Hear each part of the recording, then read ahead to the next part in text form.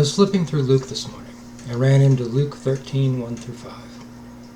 Typically, pastors and preachers have a tendency to over-spiritualize everything Jesus said, when there were times he was being very practical in what he was saying.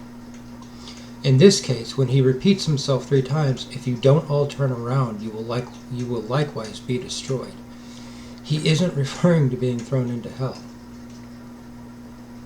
There were a lot of times when Jesus wasn't referring to spiritual things, but very practical, real world, this is now things. The Romans had direct government of Judea since about 6 CE. Prior to that, the Kingdom of Judea was a client kingdom under the Herods since the time of the Roman general Pompey, around 60 B.C.E. give or take. The only reason why Pompey and his legion had come was because they were invited by the Sadducees to mediate a civil war between the Pharisees and Sadducees, each faction supporting a rival heir to the Judean throne. Something Sunday school rarely mentions is that the Pharisees and Sadducees had a long history of being militant factions, and literally going to war with one another since the early part of the 1st century B.C.E. Think Shiites and Sunnis in the Muslim world, and you've probably got a good idea of it. The Pharisees supported Hyrcanus, and the Sadducees supported Aristobulus. This civil war tore the kingdom apart and very nearly destroyed it. After being betrayed by the faction that brought him, Pompey then occupied Judea, and the family of the Idumean Herods, who were the choice of neither faction, was installed as a client monarchy by Rome. The Herods in turn were so brutally vicious that the Judean people themselves went to Caesar in Rome for relief. In particular, they begged for Herod Archelaus' removal in 6 CE, which was granted. This was the cause of Rome organizing Judea into a Roman province with direct Roman oversight. This is the reason why Pontius Pilate, his predecessor and successors, were installed as procurators and governors of Judea. They had, by this point, spent over 60 years trying to bring law, order, and peace in cooperation with the client kingdom, and now direct Roman governance was their last option. In the meantime, those warring factions hadn't stopped being violent, but alongside hating each other, they then turned their daggers towards the Romans, trying to bring order to their civil war.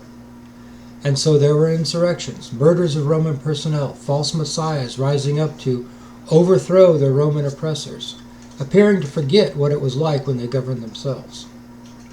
As their tactics became more vicious and brutal, the Roman response was in kind.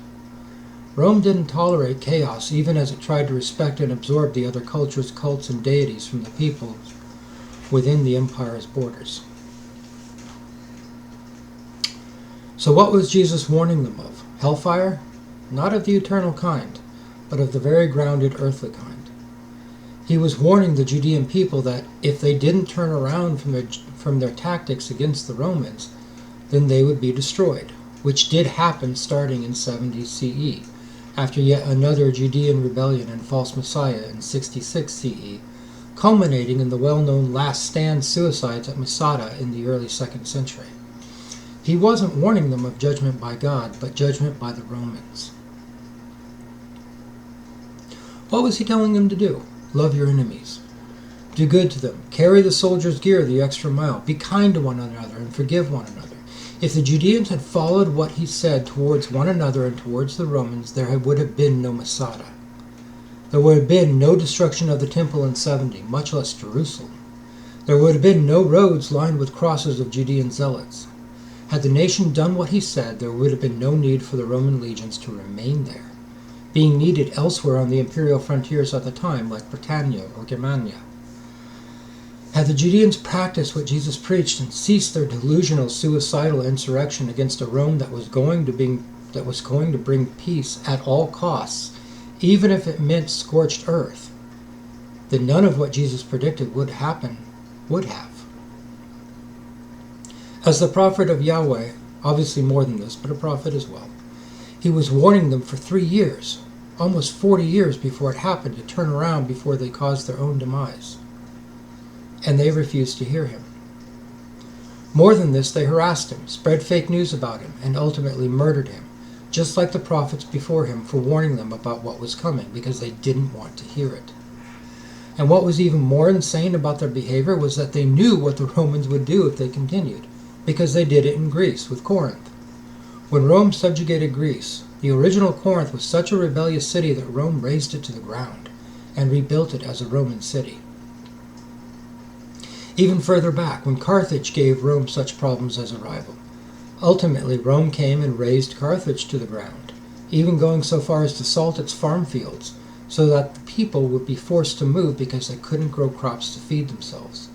This is what Rome did to cities that it deemed a threat. They destroyed them. And Jerusalem had been getting on their to-do list with their antics over the previous 90 years. Rome's patience had a limit. Jesus wasn't telling them anything they couldn't have already known. But no, they were counting on being children of Abraham, and their supposed strict obedience to the Torah to save them from Rome's wrath. They supposed God would keep them from being destroyed because of the sacrifices, the tithing, the outward observance of the Torah's regulations, all while condoning murder of foreigners, abuse of women, hoarding of wealth, and so on.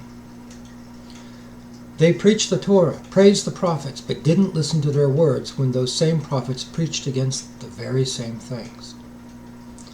Today, at least from my observations, we find ourselves in similar circumstances. If we would just live as Jesus taught and walk as he walked, then all of the impending doom which appears to want to blow up in our faces wouldn't, because it is a doom already almost entirely of our own creation, and one we are, like the ancient Judeans, ignoring, believing that God will rescue us from letting all the sinners who don't believe like we do be destroyed.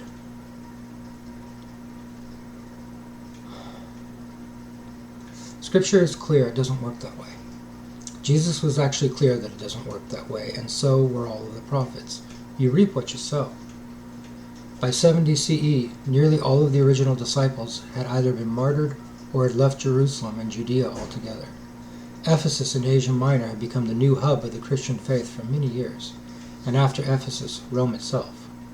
They saw what was coming, and the murderous dispositions of the zealots in Judea had encouraged them to get out before everything Jesus said had come to